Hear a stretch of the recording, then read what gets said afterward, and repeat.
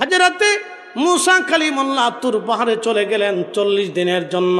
40 দিনের জন্য যখন মুসা নবীকে তুর পাহাড়ে আল্লাহ নিয়ে চলে গেলেন, এইদিকে একজন সামিরি নামক জাদুকর ছিল। এই জাদুকর চিন্তা করলো বনি ইসরাইলকে ধোঁকায় ফেলতে হবে।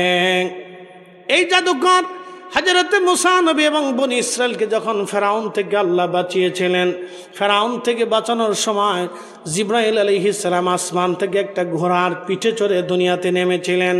ওই ঘোড়ার পিঠে দুনিয়াতে নামার সময় এই ঘোড়াটা যে মাটির উপরে পাড়া দিয়েছিল, এই সামিরি জাদুকর সে লক্ষ্য করেছিল জিব্রাইল ঘোড়া দিয়ে জমিনে নামবে। সে জমিনে নামার পরে ওই যে মাটিতে ঘোড়া পাড়া দিয়েছিল ওইখান থেকে মাটিগুলি সংগ্রহ করে নিয়ে এসে কাছে রেখে দিয়েছিল। সে বুঝেছিল এই মাটি একদিন কথা বলবে। সে তো জাদুকর।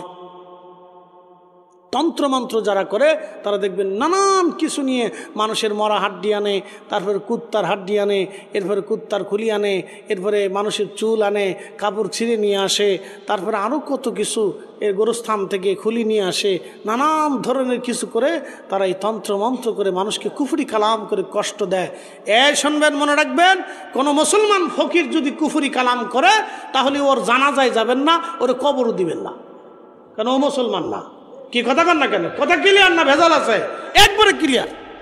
কোন মুসলমান ফকির যদি জাদুটনা করে, তন্ত্রমন্ত্র করে, তাহলে বুঝবেন ও মুসলমান নাই, ও কাফের হয়ে গেছে।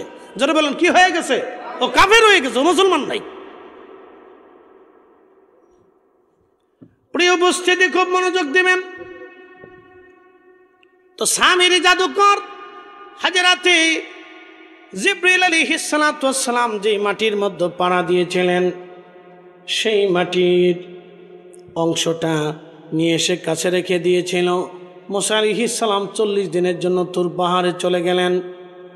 হযরত হারুন আলাইহিস সালামকে রেখে গেলেন, হারুন আমার কওমকে তুমি এই হেদায়েতের জন্য নসিহত করবা এবং তাদের দেখাশোনা করবা। কিন্তু সামিরি চিন্তা করলো সুযোগ একটা পেয়ে গেলাম, আজকে ছাড়া যাবে না। যেহেতু 40 দিনের জন্য মুসা চলে গেল, সে একটা স্বর্ণ দিয়ে গো বাছুর বানাইছে, গো বৎস। দেখেন গরুর পূজা করতে শুরু হয়েছে, গরু পূজা, গোবৎস বানাইছে। গোবৎস বানাইয়া এই গোবৎসের ভিতরে সামিরি ওই যে জিবরিল আলাইহিস সালাতু ওয়াস সালামের ঘোড়ার পায়ের নিচে যে মাটি, ওই মাটিটা সে ভিতরে ঢুকাই দিচ্ছে। ভিতরে যখন ঢুকাইছে, তো ঢুকানোর পরে এই মাটিটা, এই গোবৎসটা তখন জিন্দা হয়ে হাম্বা হাম্বা করা শুরু করছে। তো যখন হাম্বা হাম্বা করে, তখন সামিরি বনি ইসরাইলের সব মানুষদেরকে ডাক দিছে, বনি ইসরাইলরা এবার আসো, মুসা তো আল্লাহ পাওয়ার জন্য তুর পাহাড়ে গেছে, আল্লাহ যে আমার কাছে চলে আইছে তোমরা জানো নি। দেখেন শয়তান কত বড় সিটার। বনি ইসরাইল, খোদা যে আমার কাছে চলে আইছে তোমরা জানো নি। কেমনে? আসো, আমি খোদা দেখাই দিছি, সবাই আসো। এই সামিরি জাদুকর সমস্ত বনি ইসরায়েলের মানুষদেরকে ডেকে এনে তিনি এই গোবৎসের সামনে আনলেন। আর সামিরি মুসা হযরত জিবরাইল আলাইহিস সালামের পায়ের নিচের যে মাটি ওই এই গোবৎসের স্বর্ণের গোবৎসের ভিতরে ঢুকাই দেওয়ার পরে এটা হাম্বা হাম্বা শুরু করলো। সামিরি ডাক দেখো, বনি ইসরাইল দেখছো নি, খোদা এখন এই গোবৎসের মধ্যে চলে আসছে, সবাই এবারও তোমরা এই খোদারে সেজদা দাও। তো সবাই এই গোবৎসের সামনে, এই মূর্তির সামনে সব মাথা নত করে সেজদায় পড়ে গেল। একজন দুইজন লোক সেজদা দেয় নাই, 70,000 মানুষ সেজদার মধ্যে পড়ে গেল। একসাথে বলেন নাউজুবিল্লাহ। এই যে গোবৎসর পূজা শুরু হইলো, দেখেন গরু পূজা। একসাথে বলেন কি পূজা? জোরে বলেন কি পূজা? গরু পূজা এখান থেকে শুরু হয়েছে।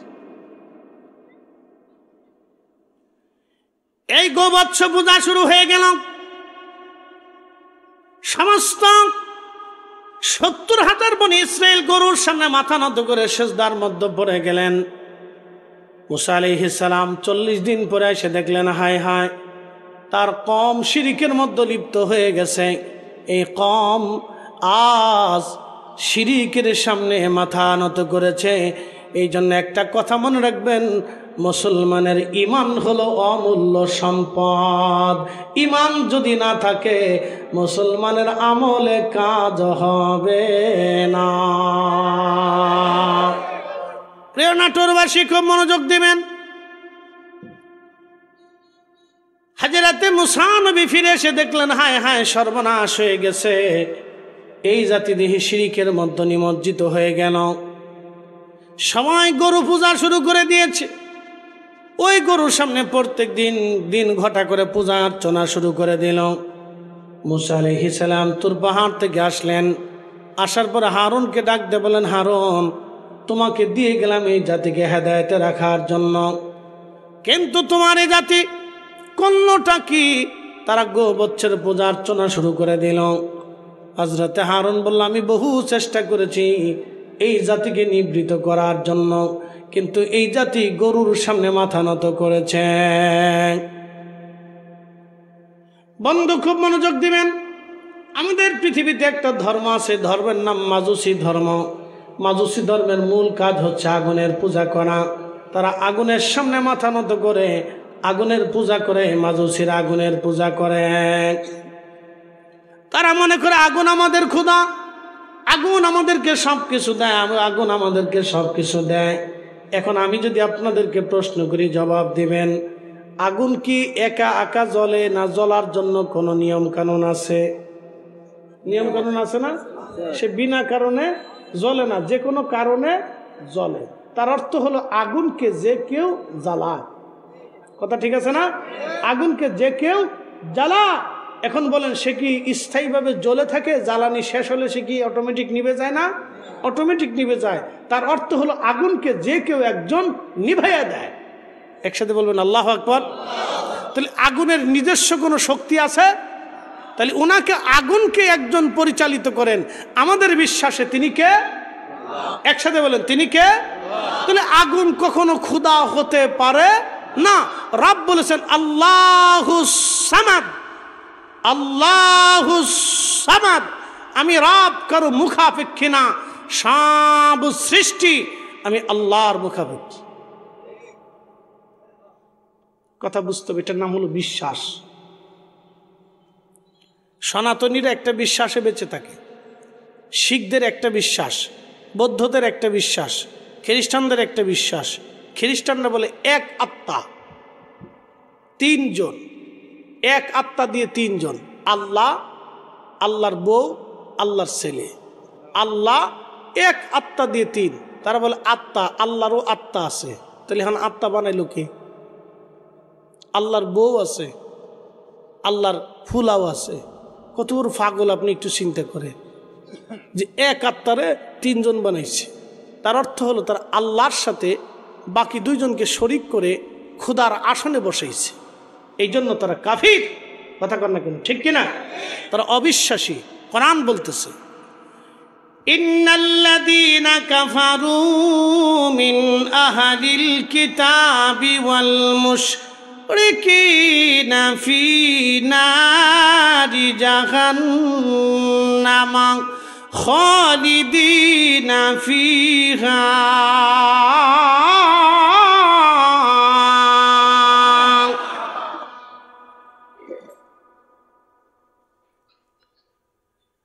রব্বুল আলামিন কুরআনুল কারীমের মধ্যে আমার আল্লাহ বলেন, ইন্নাল্লাযীনা কাফারু, যারা অবিশ্বাসী। অবিশ্বাসী কি? আল্লাযীনা ইউমিনুনা বিল গায়ব, যারা গায়েবের উপরে বিশ্বাস করে তারা সফল কাম। যারা গায়েবের উপরে বিশ্বাস করে না তারা সফল কাম না। আল্লাহ দেখা যায় না কিন্তু আল্লাহ আছে। ফেরেশতা দেখা যায় না কিন্তু ফেরেশতা আছে। কবর কি হবে দেখা যায় না কিন্তু কবর সত্য। মুনকার নাকির আসবে দেখা যায় না কিন্তু সত্য। কিরামান কাতিবিন দেখা যায় না কিন্তু সত্য। আজরাইল দেখা যায় না, ফা ইন্নাহু মুলাকিকুম, আজরাইল আপনার সাথে মোলাকাত করবে। দেখা যায় না কিন্তু আসবে, সেটা সত্য। কথা ঠিক আছে না? এখান থেকে বুঝে যাবে কোরআনে আল্লাহ কত চমৎকার বলছেন, ফাইন্নাহু, আল্লাহর একটা কালামের সাথে আর একটা কালামের কোনো দ্বন্দ্ব পাবেন না। আমাদের সারা জীবনে কথার ভিতরে প্রথম কথায় শেষ কথার সাথে দ্বন্দ্ব হয় না ভাই? প্রথম মতের সাথে শেষ মতের সাথে আমাদের মিল থাকে না, কিন্তু কোরআনের প্রত্যেকটা কালামের ভিতরে কোনো দ্বন্দ্ব পাবেন না। ফাইন্নাহু মুলাকিকুম হাবিব, উম্মতকে বলে দেন এই মালাকুল মউত তার সাথে দেখা করবে, কথা বলবে। বন্ধু মনোযোগ দিবেন, এই মালাকুল মউত তার সাথে সাক্ষাৎ করবে, তাকে নিয়ে চলে যাবে। তার মানে মালাকুল মউতকে দেখা গেল না, কিন্তু সত্য। রুগীর সামনে থেকে ডাক্তার নিয়ে গেল, ডাক্তারের সামনে থেকে রুগী নিয়ে গেল, হাজার হাজার গার্ডের মধ্য থেকে প্রেসিডেন্টকে নিয়ে চলে গেল, লক্ষ লক্ষ সৈন্যদের মাঝ থেকে সেনাপ্রধানকে নিয়ে গেল, ঠেকাইতে পারল না, ঠেকাইতে পারল না, ঠেকাইতে পারল না। নাটোরবাসী, ফেরেশতা দেখা যায় না, কিন্তু সত্য বিশ্বাস করতে হবে। আখিরাত আমাদের জীবনে আসবে, কিন্তু দেখা যায় না, বিশ্বাস করে মেনে নিতে হবে। এটার নাম গায়েবের উপরে বিশ্বাস করা। আমাদের নবীর আগে বহু নবী এসেছিলেন, কিন্তু দেখা যায় নাই নবী, নবীরা আসছিলেন, বিশ্বাস করা লাগবে। নবীদের উপরে আসমানে কিতাব নাজিল হয়েছিল, আল্লাযীনা ইউমিনুনা বিমা উনজিলা ইলাইকা ওয়া মা উনজিলা মিন ক্বাবলিক। নবী গো, আপনার উপরে যে কোরআন নাজিল হয়েছে এই কোরআন উপরে বিশ্বাস করতে হবে। এখন প্রশ্ন করি, জবাব দিবেন। কাজী নজরুল বলল, আল্লাহতে পরিপূর্ণ ঈমান কোথা আসে মুসলমান, আল্লাহতে পরিপূর্ণ ঈমান কোথা আসে মুসলমান। যেই রব্বুল আলামিন মহাসমুদ্রের একটা নীল তিমিকে প্রত্যেক দিন 110 মণ খাবার খাওয়ায়, সে রব্বুল আলামিন আমাদেরকে সুদ মুক্ত খাবার খাওয়াইতে পারে কি পারে না? সুদ খায় কারা? যারা সুদ খায় তারা আল্লাহতে বিশ্বাসী না। কথা ক্লিয়ার? যারা ঘুষ খায় তারা আল্লাহতে বিশ্বাসী না। যারা রাষ্ট্রের টাকা চুরি করে জনগণের হক মেরে দেয় তারা আল্লাহতে বিশ্বাসী না। জোরে বলেন, জোরে বলেন। তারা আল্লাহতে বিশ্বাসী না। একটা কথা মনে রাখবেন, আপনার বরাতে যেই কয়টা ভাতের দানা আছে আপনি সে কটাই পাবেন, একটা বেশিও পাবেন না, কমও পাবেন না। কি ঠিক আছে না ভাইজান? এই বিশ্বাস আছে না আপনাদের? আপনি হাজার হাজার কোটি টাকার মালিক হন। এই যে শোনেন, বসুন্ধরা গ্রুপের মালিক যখন মারা গেল তখন সে, আমি একটা রিপোর্টে পাইছি, 80,000 কোটি টাকার সম্পদ রেখে গেছে। কম হতে পারে, বেশি হইতে পারে, যে যা হোক ধরেন 50,000 কোটি। 50,000 কোটি টাকার সম্পদ তার ছিল মরণের সময়। আচ্ছা বলেন, সে প্রত্যেক দিন একটা করে হরিণ জবাই করে খাইলেও খাইতে পারত, সে প্রত্যেক দিন একটা হাতি জবাই করে খাইলেও খাইতে পারত, কিন্তু সুযোগ আছে? ফ্যাট আল্লাহ দিয়ে দিছে মাত্র 1.25 সেরও না, আধা সেরও না, 1 পোয়া চালির ভাত 3 বেলা খাবেন, তো খাইতেন আপনি, খাবেন তো খুব কষ্টে খাইতে হয়। তারপরে খাওয়া শেষ হয়ে গেলে এরপরে মাপ চান, আর পারতেছি না ভাই, মাপ চাই। এই সামান্য একটা ফ্যাটের লেগে মানুষ কত মানুষের হক মেরে দেয়। আপনি চিন্তা করতে পারছেন এদের মতো বোকা পৃথিবীতে আর কেউ আছে? আহা, আপনি খালি একটু চিন্তা করেন যে এরা কত বড় বোকা, যে সামান্য একটা ছোট্ট পেটের জন্য কত মানুষের হক এরা মেরে দিল। আপনাকে পরিসংখ্যান দিয়ে বোঝাচ্ছি, বুঝে যাবেন। তার অর্থ হচ্ছে সে আল্লাহতে পরিপূর্ণ বিশ্বাসী না। আল্লাহতে পরিপূর্ণ বিশ্বাসীরা কখনো হাই হুতাশ করে না। আল্লাহতে পরিপূর্ণ বিশ্বাসীরা কারো হক মেরে দেয় না। আল্লাহতে পরিপূর্ণ বিশ্বাসীরা সুদ খায় না। আল্লাহতে পরিপূর্ণ বিশ্বাসীরা ঘুষ খায় না। আল্লাহতে পরিপূর্ণ বিশ্বাসীরা জমিন মেরে দেয় না। আল্লাহতে পরিপূর্ণ বিশ্বাসীরা কারো অর্থ মেরে দেয় না। আল্লাহতে পরিপূর্ণ বিশ্বাসীরা কখনো কখনো আল্লাহর আইনের বাহিরে যায় না। আল্লাহ আল্লাহ। কখনো তোমাকে যদি ভুলি,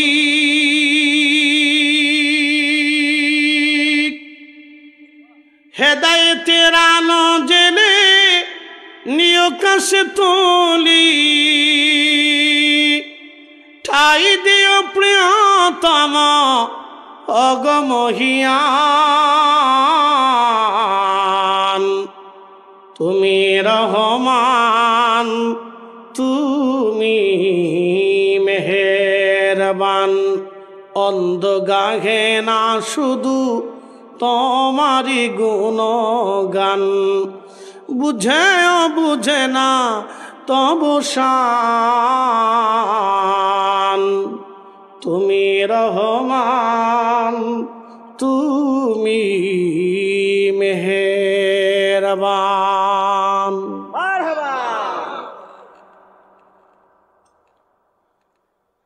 প্রিয় নাটোরবাসী, মাইকের আওয়াজ যত দূরে যায় খুব মনোযোগ দিবেন। কাজী নজরুল খুবই চমৎকার কথা লিখে গেছেন। আল্লাহতে পরিপূর্ণ ঈমান কোথা সে মুসলমান, আল্লাহতে পরিপূর্ণ ঈমান কোথা সে মুসলমান। হযরতে সাইয়্যিদুনা সালমান ফারসি রাদিয়াল্লাহু তাআলা আনহু, তিনি ইরাকের গভর্নর ছিলেন। তিনি ইন্তেকালের আগে ইরাকের গভর্নর প্রত্যেক মাসে তিনি ৬,০০০ দিরহাম বেতন পাইতেন। ৬,০০০ দিরহাম বেতন আসার পরে সকালবেলা সাইয়্যিদুনা হযরতে সালমান ফারসি রাদিয়াল্লাহু আনহু সব টাকাগুলি জমা করে গরিব মানুষ দাওয়াত করে সব টাকাগুলি বিলীন করে দিতেন, গরিব মানুষকে দান করে দিতেন। একটা সম্পদ নিজের কাছে রাখতেন না। উনি যখন এন্তেকাল করবেন, মুমূর্ষ বড় অসুস্থতা বোধ লাগতেছিল। তখন ওনার বয়স হয়েছিল 250 বছর। একবার জোরে বলবেন কি মারহাবা। 250 বছর পর্যন্ত উনি হায়াত পেয়েছিলেন। খুবই দুর্বল ক্ষীণ হয়ে গেলেন। এই দুর্বলতায় উনি শুয়ে অজর দ্বারায় কাঁদতে লাগলেন। সাহাবীরা বলল, হুজুর আপনাকে রসুল অনেক ভালোবাসতেন, আপনি নবীর বয়স্ক সাহাবী। ওগো সালমান ফারসি, কি জন্য আপনি এভাবে কাঁদেন আপনার বিদায়ের সময়? সালমান ফারসি জবাব দিলেন, সাহাবীরা রে, আমার মুহিব্বিনেরা, ইরাকবাসী শোনো, আমার নবী দুনিয়ার থেকে চলে যাওয়ার সময় পৃথিবীতে কোনো সম্পদ নবী রেখে যান নাই। নবীর কোনো সম্পদের ওয়ারিশ নাই, শুধু এলেমের ওয়ারিশ আমার নবী রেখে গেছেন। এলেমের ওয়ারিশ যারা আলেম হবে তারা আমার রসুলের এলেমের ওয়ারিশ। একবার জোরে বলবেন কি আল্লাহু আকবার। যারা আলেম তারা রসুলের এলেমের ওয়ারিশ। আমার সালমান ফারসি বলতেছিলেন, কোনো সম্পদ রসুল রেখে যান নাই। অতএব আমার এই মৃত্যুর সময় কত সম্পদ জমা হলো, কিয়ামতের ময়দানে আমি রসুলের সামনে কোন চেহারা নিয়ে দাঁড়াবো? আমার রসুল যদি জিজ্ঞাসা করেন আমি সেই দিন কি জবাব দেব? একবার জোরে বলবেন কি আল্লাহু আকবার। তারাও শাসক গোষ্ঠী ছিল, আর আমাদের দেশের শাসক গোষ্ঠী একটু চিন্তা করে বুঝবেন। আমার দেশের ডিসি, এসপি, এমপি, এসপি এবং সরকারি কর্মকর্তা যারা আছে, তারা যদি প্রত্যেক মাসে জুমার মসজিদে এসে তার রাজস্বের অর্থের কোথায় কোন জায়গায় কেমনে খরচা করলো জনগণকে যদি বুঝাই দিত, তাহলে আমার দেশের সিটারি বাটপারি চুরি বাটপারি হতো না। একজনে বলেন ঠিক কিনা? প্রত্যেক মাসের শেষে জুমাতে এসে বুঝাই দিবে যে এই মাসে এটা বরাদ্দ ছিল, আমি অমুক জায়গায় গরিব মানুষের এই বরাদ্দ করে দিয়ে দিচ্ছি। নাটোরবাসী মনোযোগ দিবেন। হাজিরিন, হযরত সালমান ফারসি কেঁদে কেঁদে বললেন, সাহাবীরা আমার কত সম্পদ জমা হয়ে গেল। সাহাবীরা বলল, হুজুর কি জমা হয়েছে? হযরত সালমান ফার্সি বললেন, আমার মাথার একটা পাগড়ি, একটা আবা, শরীরের জুব্বার উপরে আলেম ওলামারা যে আবা গায়ে দেয় দেখবেন, এই আবা মক্কা মদিনার হারামাইন শরীফাইনের ইমামরা পড়ে। এই আবা জমা হয়ে গেল, আমার একটা জুব্বা জমা হলো, আমার একটা লাঠি জমা হয়ে গেল, আমার একটা পানির পেয়ালা জমা হলো, আমার একটা পানির মানে আমার একটা প্লেট জমা হলো, কাঠের বাসন, কাঠের পেয়ালা, কাঠের লাঠি, মাথার একটা পাগড়ি, আর একটা আবার একটা জুব্বা, কত হাজার কোটি টাকার সম্পদ একটু চিন্তা করেন।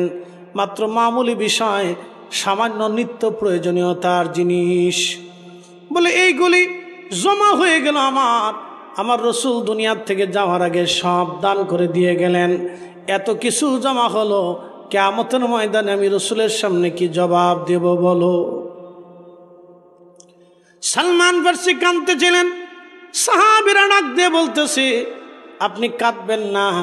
সালমান ফার্সি বললেন, দেখো আমার ইন্তেকালের পরে আমার পাগড়ি আবা জুব্বা দিয়ে কাফনের কাপড় বানানোর পরে যাহা থাকবে অতিরিক্তগুলি তোমরা আল্লাহ রাস্তায় দান করবা।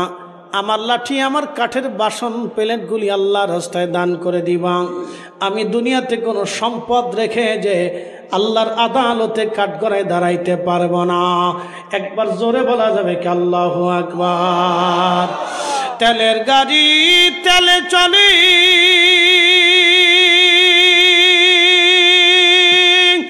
হাওয়ার গাড়ি হাওয়ায় উড়ে, বিনা তেলে চালাই গাড়ি নবী সুলাইমান। আমরা সেই মুসলমান, আমরা সেই মুসলমান, ঠিক কিনা? আমরা সেই মুসলিম। হযরতে মুসা কালিমুল্লাহ ডাক দিয়ে বললেন, হারুন কল্লা কি? হযরত হারুন আলাইহিস সালাম বললেন, ভাই আমার, আমি বহু চেষ্টা করছি কিন্তু বুঝাইতে পারি নাই। আল্লাহর নবী মুসা সাজদায় পড়ে গেলেন, ইয়া রব, আমার কম জুলুম করে ফেললো, এত বড় শিরিক করে ফেললো আমি দুনিয়াতে থাকা অবস্থায়। আল্লাহ এখন কি করব আমি? আল্লাহ পাক বলেন, মুসা রে, তোমার উম্মতকে বলো, যদি বনি ইসরাইল তওবা না করে তাহলে আমি আল্লাহ তাদেরকে পাথর নিক্ষেপ করে, গজব নিক্ষেপ করে আমি আল্লাহ তাদের ধ্বংস করে দেব। মুসা নবী বনি ইসরাইলকে ডাক দিয়ে বলেন, হ্যাঁ বনি ইসরাইল, তোমরা যদি তওবা না করো তাহলে সর্বনাশ হয়ে যাবে, আল্লাহ গজব নাজিল করবে, কি করবা চিন্তা করো। বনি ইসরাইল বলো, হুজুর ভুল হয়ে গেছে, আমরা তওবা করতে চাই। রব্বুল আলামিন জানাইলেন, মুসা, তারা যদি তওবা করতে চায় তাহলে শাস্তি নিয়ে তওবা করতে হবে। যত 70,000 মানুষ তারা ওই প্রতিমার সামনে সেজদা দিয়েছে, গোবাছুরকে খোদা মনে করেছে, তারা অবশ্যই একজন আরেকজনকে ছুরিকাঘাত করে হত্যা করবে, নিজেরা শাস্তিও নিবে, তওবাও করবে। আমি শুধু তওবা করলে মাফ করব না, তাদের শাস্তি নিতে হবে। পরে মুসা আলাইহিস সালাম বলেন, এ বনি ইসরাইল, তোমরা যদি মাপ চাইতে চাও তাহলে ছুরি হাতে নিয়ে একজন আরেকজনকে হত্যা করবে এবং তওবা করবে, শাস্তিও নিবে, তওবাও করবে। কিন্তু আল্লাহ, আমরা যত অপরাধী করি আল্লাহর কাছে মাপ চাইলে এ আমাদের রসুলের কারণে আল্লাহ আমরা মাফ করে দেয়। আস্তে হয়ে গেল না? জোরে বলবেন আল্লাহু আকবার। আচ্ছা বলেন, এক জামাতের সাথে এক রাকাত নামাজ পড়লে, এক ওয়াক্ত নামাজ পড়লে কত ওয়াক্তের সওয়াব হয়? 27 গুণ না? 1 টাকা দান করলে 70 গুণ বাড়ে। 70 না? কিন্তু আপনি সব নবীর উম্মত যদি হতেন, 1 টাকায় 1 টাকার সওয়াব, 1 রাকাতে 1 রাকাতের সওয়াব। শুধু আমার রসুলের উম্মত হওয়ার কারণে 1 টাকায় 70 গুণ, 700 গুণ। নবীর উম্মত হওয়ার কারণে 1 ওয়াক্তে 27 গুণ। একসাথে বলবেন আল্লাহু আকবার। শুধু এই রসুলের উম্মত হওয়ার কারণে। এই জন্য আরবিতে একটা প্রবাদ আছে, শরফুল মাকিনা ও শরফুল মাকান, শরফুল মাকানে ও শরফুল মাকিন। কিছু জায়গার কারণে মানুষের দাম বাড়ে, মানুষের কারণে জায়গার দাম বাড়ে। মদিনার কারণে রসুলের দাম বাড়ে নাই, বরং রসুলের কারণে মদিনার দাম বাড়ছে।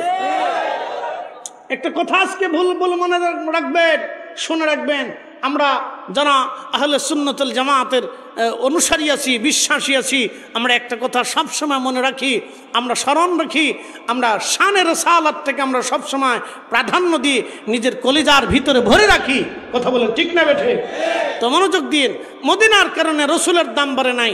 মদিনাতে একটা জায়গা আছে, জায়গাটার নাম হচ্ছে রিয়াজুল জান্নাহ।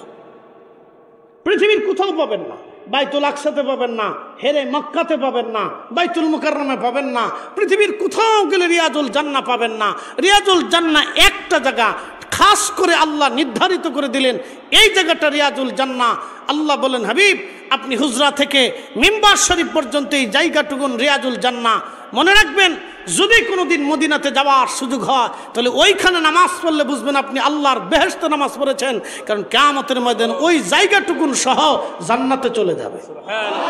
না না হয় না, আরো জোরে, আরো জোরে, আরো জোরে। ওই জায়গাটুকুন জান্নাতের অংশ, ওই জায়গাটুকুনি রাসূলের জন্য বরাদ্দ হবে। ওইখানে দোয়া যদি করেন তাহলে বুঝবেন আপনি জান্নাতুল ফিরদাউসে বসে দোয়া করেছেন। এই জন্য হাজিরা এখানে দোয়া করার জন্য পাগল পারা হয়ে যায়। আমি এক হাজি, ইন্ডিয়ান হাজি, মানে কোথায় কেরালা পেরাল্লা হবে, তার এই অত কিছু বুঝেন আর কি। ও মুসলমান তো ধর্মকর্ম সম্পর্কে ওই অঞ্চলে তেমন একটা হয়তো বুঝ নাই। আমার কাছে এসে বলতেছে জান্নাতুল বাকি, রিয়াজুল জান্নাহটা কোথায়? তো রিয়াজুল জান্নাতে ঢুকছে, বলতেছে কোন জায়গা? তো আমি দেখালাম এই রওজা শরীফের এই অংশ থেকে আল্লাহর হাবিবের এই মিম্বার শরীফ পর্যন্ত পুরাটা রিয়াজুল জান্নাহ। সে আল্লাহর হাবিবের মিম্বার শরীফ দেখে সে কাঁদতে কাঁদতে পেরেশান হয়ে গেল। আহা, আমার কি বুলন্দ নসিব যে আমার জীবনের সেই হিন্দুস্তান থেকে সে আমি রসুলের মিম্বার দেখতে পারতেছি, আমি এখানে নামাজ পড়তে পারতেছি। সে কেঁদে কেঁদে হয়রান হয়ে যাচ্ছে, আমার বারবার জড়ায় ধরতেছে, হুজুর আপনি আমার দেখাই দিয়েছেন, আপনাকে অসংখ্য মোবারকবাদ, অসংখ্য শুক্রিয়া। পরে বের হয়ে এসে আমার সে খাওয়াবি অনেক কিছু। আমি বলছি না, খাওয়াইতে হবে না, আলহামদুলিল্লাহ আপনার দেখাই দিতে পারছি। সে মানে পাগল পড়া হয়ে গেছে যে আমি রসুলের রিয়াজুল জান্নাহ দেখছি, আল্লাহর নবী এখানে নামাজ পড়তেন, এটা আমি দেখছি। একসাথে বলবেন আল্লাহু আকবার। এটা ভালোবাসা, যারা বলেন এটা কি? হুব্বে রসুল, রসুলের ভালোবাসা। আচ্ছা বলেন তো, রসুলের ভালোবাসায় একটা উস্তুনে হান্নানা জিন্দা হয়ে গেল, সহিহ বুখারীর হাদিস। উস্তুনে হান্নানা জিন্দা হয়ে গেল, একটা মরা কাঠ জেতা হয়ে গেল। একসাথে বলবেন আল্লাহু আকবার। এই জন্য হুব্বে রসুলটাকে আপনি ছোট করে দেখার সুযোগ নেই। যারা ছোট করে দেখে আমি মনে করি এরা হয়তো বুঝে না, অথবা তাদের আকলের অভাব আছে। আপনি হুব্বে রসুলকে কি করে ছোট করে দেখবেন যে রসুলের ইশকে বিরহ বেদনাতে একটা মরা কাঠ আল্লাহ জিন্দা করাই দিলেন। তো মরা কাঠ যদি জিন্দা হয় তাহলে মানুষের মরা দিল জিন্দা হতে পারে না? হ্যাঁ, এই জন্য হজরত বেলাল জিন্দা হয়ে গিয়েছিলেন, হজরত ওয়াসাল কারনী জিন্দা হয়ে গিয়েছিলেন, মালিক ইবনে সানানা জিন্দা হয়েছিলেন, গাসলুল মালাইকা হানজালা জিন্দা হয়েছিলেন। যার কারণে উহুদের যুদ্ধে নিজের জীবনকে কুরবানি করে শাহাদাতের লিপ্সাতে গোসলবিহীন অবস্থায় নাপাক হালতে, জুনুবি হালতে তিনি গিয়েছিলেন। আল্লাহু আকবার। মাসালা দেখে নাই, রসুল দেখে চলে গেছে। মাসালা দেখে নাই, দলিল খুঁজতে যায় নাই, আবেগের কারণে মহব্বতে চলে গেছে। এই জন্য কিছু বিষয় আছে যেগুলোর উপর কলম ধরতে হয় না। দুরূদ শরীফ আপনার ভালো না লাগলে চুপ করে থাকেন, কিন্তু বিরোধিতা করবেন না। আমরা যে মিলাদ পড়ি, মিলাদে রসুলের দুরূদ পড়ি, সালাম পড়ি, ভালো না লাগলে চুপ থাকেন, বিরোধিতার দরকার নাই। এখানে কলম ধরেন না, কথা কন না কেন, ঠিক কিনা? এখানে কলম ধরেন না, এখানে চুপ থাকেন, ফতোয়া দিয়েন না, আপনি চুপ থাকেন। ভালো না লাগলে আপনার চুপ থাকার দরকার আছে। কেন এটা বুঝতে হবে, আমরা আল্লাহর প্যারা মেহবুবের শানে দুরূদ সালাম পাঠ করি। এখানে আপনার ফতোয়ার দরকার নেই, আপনি চুপ থাকেন, ফতোয়া দিলেন না। কিছু বিষয় আছে দিতে গেলে আপনি হয়তো বড় পেরেশানির মধ্যে পড়ে যাবেন, যেই পেরেশানি আপনাকে আর কিয়ামতের ময়দানে তরাইতে পারবে না। এই জন্য কিছু বিষয় যে চুপ থাকতে হয়। ইমাম মালিক, আল্লাহু আকবার, হজ শেষ করে পরে মদিনাতে আমি 8 দিন। এই বছর তো প্রচণ্ড গরম গেছে, আমার চোখের সামনেই আহা আরাফাতের মাঠে হাজি মরে গেল, ছটফাট করতে করতে মরে গেল। মানে হিট স্ট্রোকে সহ্য করতে পারে নাই, মারা গেল। আর একজন হাজি কোনো রকম মিঠু মিঠু জান আসতেছে যাচ্ছে, তো আমি ঠান্ডা পানি টানি নিয়ে গেলাম, দিলাম, মাথায় ঢাললাম। আরও লোকজন অনেক আসছে, টেকে আরাবিয়ান আর কি, মিশরি সম্ভবত হবে। তো পরে ডাক্তার আসছে অনেক পরে। তো ডাক্তার তো ওই আঞ্চলিক ডাক্তার, তো আসার পরে স্যালাইন দিয়ে রাখলো। আমরা বললাম যে হসপিটালে নিয়ে যান। তা বলে যে এই মুহূর্তে নেওয়ার সুযোগ নেই, মাগরিবের পরে যখন হাজি চলে যাবে মুজদালিফার দিকে তারপরে নিতে পারো। এই মুহূর্তে এত লক্ষ মানুষের ভিতরে অসম্ভব, আমরা নিতে পারবো না। অনেক হাজি এবছর গরমেই মারা গেছে। আল্লাহু আকবার, গরমেই হাজি মারা গেছে। প্রিয় উপস্থিতি, মদিনাতুল মুনওয়ারাতে 80 বছর ধরে একজন ইমাম, তিনি ইমাম মালিক ইবনে আনাস রাদিয়াল্লাহু আনহু, পৃথিবীর 4 মাযহাবের এক মাযহাবের ইমাম ইমাম মালিক। বুঝতে পারতেছেন, মুস্তাহিদ তবকার প্রথম তবকার মুস্তাহিদ ছিলেন তিনি। পৃথিবীতে কোনো মা ইমাম মালিকের মতো আলেম জন্ম দিতে পারবে না। এখানে ওলামা ইকরাম আছেন, মুফতি সাহেব হুজুর আছেন। পৃথিবীর কোনো মা ইমাম মাহদির আগে ইমাম মালিকের মতো কোনো আলেম আর জন্ম দিতে পারবে না। পৃথিবীর 4 আলেমের নাম মসজিদে নববীতে রাদিয়াল্লাহু তাআলা আনহু সহ লেখা। আমি নিজে এবছর লাইভ করে ভিডিও করে মানুষকে দেখাইছি। দেখো, যারা মাযহাব মানো না তোমরা শুনে নাও। তোমরা যতই লা মাযহাব করে চিল্লা ফাল্লা করো, কিন্তু মদিনার নবীর মসজিদে সাহাবায়ে কেরামের নামের পরে এই 4টা মাযহাবের ইমামের নাম সুন্দর করে লেখা এবং সাথে রাদিয়াল্লাহু তাআলা আনহু সহ লেখা আছে। একবার জোরে বলা যাবে কি মারহাবা। আমার এই ফেসবুক আইডিতে লাইভও আছে, এখনো আছে।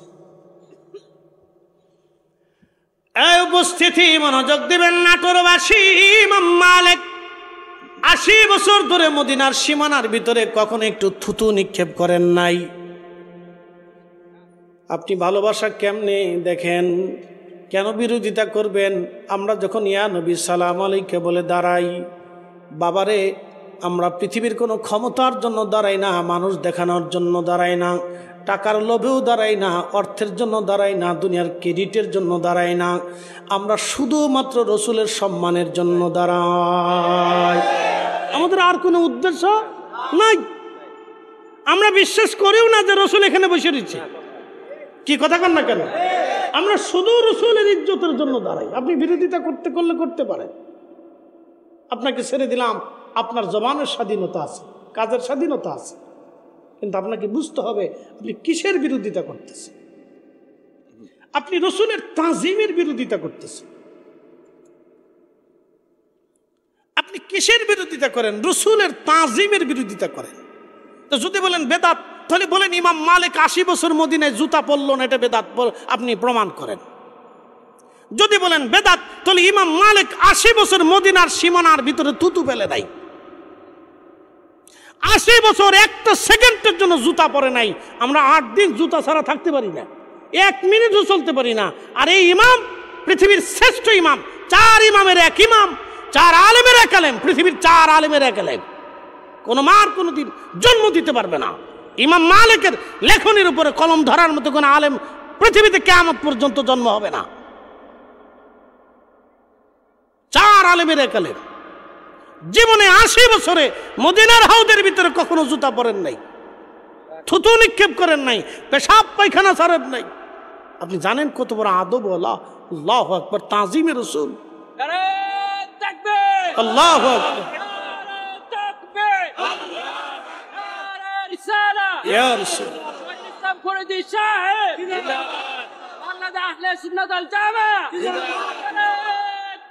আল্লাহু আকবার। আপনি পছন্দ না হলে করার দরকার নাই, কিন্তু বিরোধিতার দরকার নেই ভাই। কথা ঠিক আছে না? আপনি তাজিমের বিরোধিতা করেন না। 80 বছর জিজ্ঞেস করা হলো ইমাম মালিক কোন দলিলে? উনি কোরআনের কোনো দলিল দেন নাই, হাদিসেরও দলিল দেন নাই, উসুল সাবমিট করেন নাই, কোনো উসুল দেন নাই। উনারা তো উসুল পড়ে নেতা। আল্লাহু আকবার। শরীয়তের উসুল বুঝতে পারতেছেন? আমি কোরআন থেকে কিভাবে দলিল আনবো, হাদিস থেকে কিভাবে দলিল আনবো, সেই উসুল উনরা লেখছেন। আল্লাহু আকবার, জোরে বলেন। উনরা উসুল লেখছেন, সে উসুল প্রণেতা।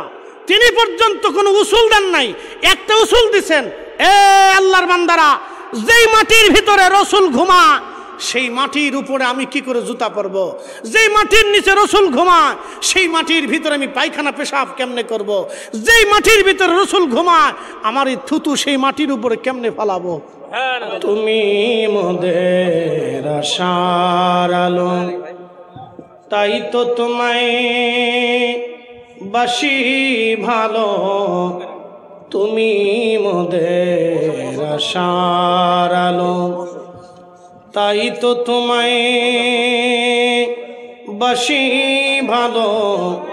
হৃদয় নামের ফুলদানিতে, হৃদয় নামের ফুলদানিতে গেথে রেখেছি প্রেমের মালা। ইয়া রাসূলুল্লাহ ইয়া হাবিবাল্লাহ, ইয়া রাসূলুল্লাহ ইয়া হাবিবাল্লাহ, ইয়া রাসূলুল্লাহ। আমরা একসাথে বলি আল্লাহু আকবার। খুব মনোযোগ দিন। ইমাম মালিক ৮০ বছর, একসাথে বলেন কত বছর? তাহলে এই তাজিমে রসুলের বিষয়ে আপনার মতামত থাকবে সুন্দর, ব্যাখ্যা চমৎকার হতে হবে। বিরোধিতা যদি হয় তাহলে সেটা সাবলীল সুন্দর ভাষায় হতে হবে। এই জন্য এই বিষয়গুলি আমরা খুব অত্যন্ত বিচক্ষণার সাথে আমাদের কাজগুলি আঞ্জাম দিতে হবে। প্রিয় উপস্থিতি, হাজিরিন, মহল্লাবাসী, নাটোরবাসী, খুব মনোযোগ দিয়ে কথা শুনবেন। আমি যেই কথা কোরআনের যে আয়াতে আমি সর্বপ্রথম তেলাওয়াত করেছিলাম, আমি সেই দিকেই ফিরে যাব। সময়ের স্বল্পতা।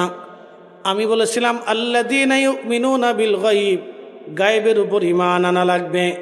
আচ্ছা বলেন তো, হাসরের মাঠ কায়েম হবে, বিশ্বাস আছে না নাই? আমাদের দেশের সনাতনী যারা, তাদের বিশ্বাস হচ্ছে আবার আসিব ফিরে, ধানসিঁড়িটির তীরে, নবান্নে, এ বাংলায়, হয়তো শালিকের বেশে। তাদের বিশ্বাসে হচ্ছে আবার পৃথিবীতে সে কোনো পশু পাখি বা প্রাণীর অস্তিত্ব নিয়ে সে পৃথিবীতে আবার আসবে। কিন্তু আমাদের বিশ্বাসে পৃথিবীতে আর আসার কোনো সুযোগ, একসাথে বলেন কোনো সুযোগ, একসাথে বলেন কোনো সুযোগ। ওয়ালা ইউআখিরাল্লাহু নাফসান ইযা জাআ আজালুহা।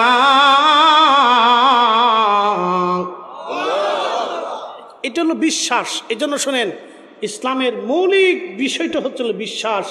আপনার যদি আকীদা, বিশ্বাস ঠিক থাকে তাহলে আমল যাহা করবেন সেটা মঞ্জুরিয়াত আসবে।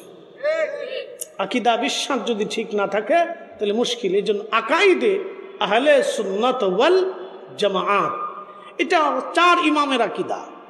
ইমাম আবু হানিফা, ইমাম শাফিঈ, ইমাম মালিক, ইমাম হাম্বলি। শুনলে খুশি হবেন, ইশকে রসুলের কারণে ইমাম মালিকের সাথে আমার রসুল 100 বার স্বপ্নে কথা বলে গেছে। আচ্ছা বলেন, কোন বেদাতিকে নবী স্বপ্ন দেখায়? কোন ভণ্ডকে নবী স্বপ্ন দেখায়? নবী কোনো ভণ্ডের সাথে সে কথা বলে না, কোনো বেদাতির সাথে রসুল এসে কথা বলতে পারে না। ইমাম মালিক তাজিমে রসুলের বিষয়ে কত সতর্ক ছিলেন দেখেন। এই জন্য আপনি মিলাদ কিয়াম পছন্দ না হলে আপনি চুপ থাকেন, ভালো না লাগলে আপনার পড়ার দরকার নেই। কেউ এখানে জোর করে কাউরে পড়ায় না, কথা ঠিক আছে না ভাই? কেউ কাউরে জোর করে পড়ায় না। যদি পছন্দ না হয় না করলেন, আপনার ইচ্ছা। কিন্তু আমরা ইয়া নবী সালামু আলাইকা বলার পরে আমরা আর বসে থাকতে পারি না, আমাদের দাঁড়াইতেই হবে। কথা কন না কেন, ঠিক কিনা? আমরা শুধুমাত্র স্রেফ আল্লাহ রসুলের জন্য দাঁড়াই। কার জন্য? আল্লাহ রসুলের জন্য দাঁড়াই, অন্য কারো উদ্দেশ্য না। এখানে কোনো উদ্দেশ্য আর বাকি উদ্দেশ্য আমাদের থাকে না। এ বান্দা, তুমি কি ভেবেছো আমি তোমাকে সৃষ্টি করেই ছেড়ে দেব? তোমাকে কি আমি পরীক্ষা করব না? দুনিয়ার মধ্যে তোমারে দিলাম সূর্যের আলো, টাইম টু টাইম আল্লাহ আমি তোমাকে উঠাই দিচ্ছি। একটা দিনের জন্য সূর্যের আলো ওঠানোর জন্য তোমাদেরকে কোনোদিনও তোমাদেরকে সূর্যের সামনে সেজদা দিতে হয় নাই। আমাদের পৃথিবীতে যারা সূর্যের পূজা করে তারা ভাবে সূর্য আমাদের ভগবান, আমাদের দেবতা। যারা প্রতিমার পূজা করে তারা ভাবে প্রতিমা আমাদের দেবতা। দেখবেন আমাদের দেশে সনাতন ধর্মের যারা আছে, এটা তাদের বিশ্বাস। আমি কটাক্ষর জন্য বলতেছি না, বোঝার জন্য বলতেছি। তারা বিশ্বাস করেন তাদের বিদ্যার দেবতা আলাদা, সেই জন্য তারা সরস্বতীর পূজা করে থাকে। তারা মনে করেন তাদের সাপ থেকে এই বাঁচানোর জন্য সেই দেবতা আলাদা, সেই জন্য তারা মনসার পূজা করে। তারা নিরাপত্তার জন্য কালীর পূজা করে থাকে অথবা দুর্গার পূজা করে থাকে। যৌন শক্তি, শারীরিক শক্তি বর্ধনের জন্য তারা হয়তো শিবের পূজা করে থাকে। তারা কার্তিক গণেশের পূজা করে থাকে, এক এক সময় এক এক দেবতার পূজা করে, আগুনের পূজা করে। তারা ভাবে এটাই বুঝি আমার দেবতা। তারা গরুর দেবতা করে, গরুর পূজা করে, তারা ভাবে গরুই আমাদের দেবতা। খুব মনোযোগ দিবেন। গরু পূজা শুরু হলো কবে থেকে তার একটি ইতিহাস আমি কোরআন থেকে শোনাচ্ছি। মুসা আলাইহিস সালামকে রব্বে কারীম বলেন, মুসা তুর পাহাড়ে চলে আসো আমার সাথে কালাম করার জন্য। 40 দিনের জন্য তুমি আসবা। আমাদের দেশে যারা তবলিগ জামাতে যায় তারা বলে 40 দিনের নিয়ত করে যাও, এখানে একটা বরকত আছে। হ্যাঁ আমি জানি 40 দিনের একটা আলাদা বরকত আছে, যেহেতু মুসা নবীর আল্লাহ 40 দিনের জন্য আল্লাহ তুর পাহাড়ে পাঠিয়েছিলেন। 40 দিনের অবশ্যই বরকত না হলে আল্লাহ মুসা নবীরে তুর পাহাড়ে 40 দিনের জন্য ডেকে নিতেন না। আমরাও জানি বরকত আছে। মানুষের ইন্তেকালের পরে আমাদের দেশে একটা রেওয়াজ আছে, 40 দিনে তার জন্য ফাতিহা করা হয়, দোয়া করা হয়। ভাই হয় না? আমাদের অনেক ভাইরা বুঝেই বলুক অথবা না বুঝেই বলুক, দলের টানে বলুক বা মতের টানে বলুক, তাদের দৃষ্টিতে এটা বেদাত, নতুন আবিষ্কার। কিন্তু আমি আজ প্রমাণ করে দিয়ে যাব এটা নতুন আবিষ্কার না, এটা সাহাবীদের জমানা থেকে চলে আসতেছে। ইমাম জালালউদ্দিন আব্দুর রহমান সুয়ুতি আজ থেকে 550 বছর আগে একটা কিতাব লিখেছেন।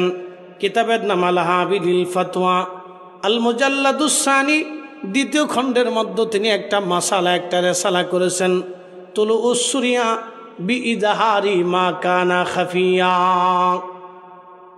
শুনে যান, আমি একবার হাওয়ালা দিয়ে বলে যাচ্ছি।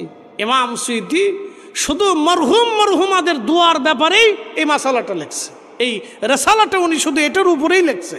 একসাথে বলবেন আল্লাহু আকবার। আমরা দোয়ার সময় দোয়া করি না, আব্বা আমাদের কবরে সওয়াব পাঠাই দাও, এই ফাতিহার সওয়াব দাও, এই কোরআনের সওয়াব দাও, এই দুরুদের সওয়াব দাও, এই মাহফিলের সওয়াব দাও, আমরা বলি না? তো ইমাম সুয়ুতি 550 বছর আগে এই সাবজেক্টের উপরে এই রেসালাই লেখছে, কিতাবই লেখছে। একসাথে বলবেন না মারহাবা? তো খুব মনোযোগ দিয়ে, হযরত ইমাম আব্দুর রহমান সুয়ুতি উনি ওই জমানার মুজাদ্দিদ ছিলেন। তিনি 900 হিজরির মুজাদ্দিদ ছিলেন, মুজাদ্দিদে মিল্লাত। পৃথিবীতে প্রত্যেক বছরে না, প্রত্যেক 100 বছরে আল্লাহ একজন বা একাধিক আল্লাহর জমিনে মুজাদ্দিদ পাঠান, যারা জমিনে দিন সংস্কার করেন। এজন্য ইসলামকে কেউ যদি বিদায় করতে চায় জমিন থেকে, সে বিদায় হবে, ইসলাম বিদায় হবে না। কথা কন না কেন? সে বিদায় হবে। গুরুগোবিন্দ চাইছিল, পারে নাই। সম্রাট আকবর চেয়েছিল মুজাদ্দিদ আল ফেসানির জন্য, পারে নাই। পৃথ্বীরাজ চেয়েছিল খাজা আজমিরি সেঞ্জারি রহমাতুল্লাহর জন্য, পারে নাই। পৃথিবীতে এইরকম বহু বড় বড় দানব এসেছিল, কিন্তু আউলিয়া কিরামকে, মুজাদ্দিদদেরকে আল্লাহ দুনিয়ার ভিতরে পাঠিয়ে দিয়ে আল্লাহর দ্বীনকে, কালেমার ঝান্ডাকে পৃথিবীতে আল্লাহ উড়িয়ে রেখেছেন। একসাথে বলবেন আল্লাহু আকবার। আল্লাহু আকবার। আল্লাহ আমাদেরকে আল্লাহর দ্বীনের পথে কবুল করুন, সকলে বলেন আমিন।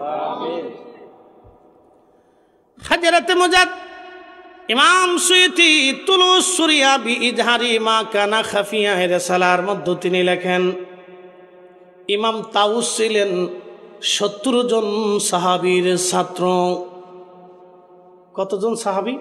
70 জন। বুঝেন তো, সাহাবী আর আমরা এক জিনিস। আল্লাহু আকবার, আল্লাহু আকবার। কোরআন বলতেছে রাদিয়াল্লাহু আনহুম ওয়া রাদু আন, আমি আল্লাহ তাদের উপরে খুশি, তারাও আমি আল্লাহর উপরে খুশি। কারণ যালিকা লিমান খাশিয়া রাব্বা, তারা আল্লাহকে ভয় করে।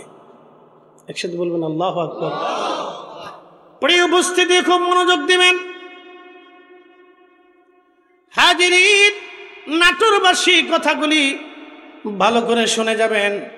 যেই কথাগুলি আমি বলছিলাম, মুসা আলাইহিস সালাম হযরত ইমাম সুয়ুতি লেখেন, ইমাম তাউস 70 জন সাহাবী থেকে দিন শিখেছিলেন।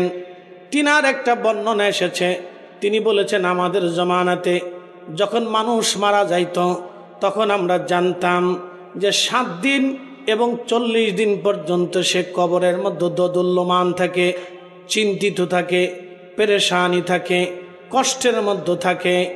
এই 7 দিন এবং 40 দিনের দিন ইয়াস্তাহিবুনা আইয়ুতইমু তিলকাল আইয়াম। ইমাম তাউস লিখতেছেন, হুজুর এখনই আমার আরবি বলার সঙ্গে সঙ্গে ইবারত বলার সাথে হুজুর বুঝে ফেলছেন। ইয়াস্তাহিবুনা, ইমাম তাউস লিখতেছেন আমাদের কাছে মুস্তাহাব ছিল, মুস্তাহাব। আমরা মুস্তাহাব মনে করতাম। ইয়াস্তাহিবুনা আইয়ুতইমু, এই সময় মানুষদেরকে দাওয়াত করে এনে আমরা উত্তম খাবার খাওয়াইতাম। মারহুম মারহুমাদের জন্য দোয়ার জন্য আমরা মানুষদেরকে ডেকে এনে উত্তম খাবার পরিবেশন করিয়া আইয়ুতইমু তিলকাল আইয়াম, 7 দিনের দিন এবং 40 দিনের দিন আমরা মানুষদেরকে দাওয়াত করে মেহমানদারি করাইতাম ওই মারহুম মারহুমার মাগফিরাতের জন্যে। একবার জোরে বলা যাবে কি মারহাবা? কয় দিনের দিন? লাস্টে 40 দিনের দিন। তাহলে 40 দিনের একটা বরকত আছে, এটা অস্বীকার করতে পারবেন না। এটা নিয়ে তো ঝগড়া করার কিছু নাই। এখন আমি আপনাদেরকে বলি, আচ্ছা বলেন, আমাদের দেশে যারা রাজনীতি করে তাদের রাজনীতি কি মিলাদ বন্ধ করার জন্য? জোরে বলেন। না না, একসাথে বলেন, একসাথে বলেন। কোরআন খতম বন্ধ করার জন্য? তাদের রাজনীতি কি দোয়া বন্ধ করার জন্য? তো তাদের রাজনীতি কেন হবে? যত বাংলাদেশে ইসলামিক দল আছে, যত দল আছে, আমি সব দলের কথা বলতেছি, কোনো দল আমি নাম ধরে বলবো না, বাছাই কুচাই বলবো না। সব ইসলামিক দলের রাজনীতি কি জন্য? দোয়া দরুদ বন্ধ করার জন্য, কোরআন খতম বন্ধ করার জন্য, মিলাদ বন্ধ করার জন্য, জিকির বন্ধ করার জন্য না। তাদের রাজনীতি হচ্ছে জমিন থেকে সুদ, ঘুষ, অন্যায়, জুলুম, অবিচার, অন্যায় বিচার এবং বেহেপনা, এই সারাবি, খারাবি, হারামি, নাফাকি জমিন থেকে অন্যায় বন্ধ করার জন্য তাদের হচ্ছে রাজনীতি। কথা কন না কেন? ঠিক কিনা? তাদের রাজনীতি হবে এই জন্য যে আল্লাহর জমিনে আল্লাহর বিধান মোতাবেক হযরত ওমর যেইভাবে রাষ্ট্র চালাইছে ওইভাবে রাষ্ট্র চালানো হলো তাদের রাজনীতি। কথা ঠিক আছে না ভাই? এছাড়া আর কোনো ভিন্ন উদ্দেশ্য হতে পারে না। এটা মূল কথা। আমি যেটা বুঝি, আমি আর অন্য কিছু আমার এত দলিলা দিল্লাতে বুঝাইতে হবে না। আমি একজন আলেম, আমি বুঝি যে ইসলামী দলগুলির মূল রাজনীতির মূল কারণ হচ্ছে হযরত ওমর, হযরত আলী, হযরত উসমান, হযরত আবু বকর, হযরত ওমর ইবনে আব্দুল আজিজ, দ্বিতীয় ওমর, ইমাম হাসান সহ এই বিশুদ্ধ ব্যক্তিরা যেইভাবে পৃথিবী শাসন করেছিলেন, এইভাবে দেশ শাসন করার নাম হচ্ছে ইসলামিক দলগুলির মূল রাজনীতির উদ্দেশ্য। এখানে দোয়া বন্ধ করার জন্য না, জিকির বন্ধ করার জন্য না, নামাজ বন্ধ করার জন্য না, এই আপনার মিলাদ বন্ধ করার জন্য না, দুরূদ বন্ধ করার জন্য এটা রাজনীতি করে না। এখন কোন দল যদি এটা নিয়ে খোঁজাখুঁজি করে তাহলে আমি বুঝবো, আমি মানবো যে আমার এলেম থেকে, আমার জ্ঞান থেকে বুঝবো আসলে তারা রাজনীতি বুঝেই না, এরা রাজনীতি বুঝেই না। এখানে রাজনীতি করতে কয় কেনা? তো প্রত্যেকটা মানুষ যদি ন্যায়ের পক্ষে থাকে তাহলে মামলার দরকার হয় না। আচ্ছা আপনি প্রশ্ন করেন, বলেন তো, একটা বোন ভাইয়ের কাছে জমি পায়, আচ্ছা বোন ভাইয়ের কাছে জমি পায়, এটা কি ভাইয়ের জমি না বোনের ওই মহিলার বাবার জমি? বাবার জমি। সে আল্লাহর আইনেও জমি পায়, সরকারের আইনেও জমি পায়, রাষ্ট্রীয় আইনেও সে জমি পায়, আল্লাহর আইনেও জমি পায়। তাহলে আল্লাহর আইনে, রাষ্ট্রের আইনে যদি সে জমি পায়, তো বোন ভাই জমি বুঝাই দেয় না, জমি বুঝাই দেয় না, জমি বুঝাই দেয় না, দেয় না, দেয় না, 10 বছর পার হয়েছে। এরকম ভাই দেশে আছে না? বহু আছে, হাজার হাজার আছে দেশে। আচ্ছা এখন এই নাটোরে যাইয়া এই বনে মামলা করছে, এখন মামলা করার পরে 10 বছর ধরে মামলা চলে। আপনি বলেন এই মামলা কেন 10 বছর চলবে? এটা তো 10 দিন চলার কথা না। কি কথা কর না কেন? জোরে বলেন। যদি এটা ওমরের আদালত থাকতো, যদি এটা ওমরের আদালত থাকতো তাহলে 10 দিন তো দূরের কথা, 10 ঘন্টার ভিতরে সমাধান। ওর ভাই দিবে, ভাইয়ের ঘাড়ে দিবে, আর সদ্য গোষ্ঠী জমি বুঝাই দিবে।